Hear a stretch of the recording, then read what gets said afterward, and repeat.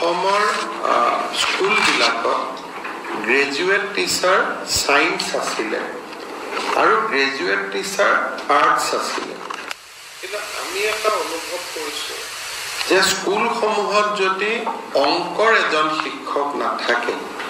তেতিয়াহ'লে শিক্ষা ব্যৱস্থাটো শক্তিশালী হ'ব নোৱাৰে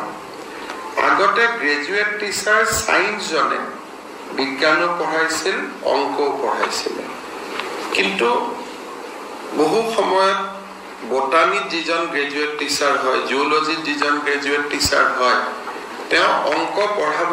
নোৱাৰিব পাৰে সেইকাৰণে আজি আমাৰ কেবিনেটে অসমত গ্ৰেজুৱেট টিচাৰ মেথছ বুলি এটা নতুন শিক্ষকৰ পদ সৃষ্টি কৰিছে আৰু এই গ্ৰেজুৱেট টিচাৰ মেথছত আমি 1766 গৰাকী শিক্ষক শিক্ষয়িত্ৰীক নিযুক্তি দিয়াৰ বাবে সিদ্ধান্ত লৈছে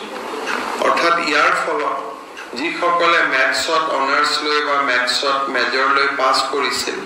তেনেকুৱা 1766 জন যুৱক যুৱতী নিয়োগৰ সুবিধাও মুকলি হ'ব আৰু সমান্তৰালভাৱে আমাৰ বিদ্যালয়সমূহৰ শিক্ষা ব্যৱস্থা এটা খুব সুন্দৰ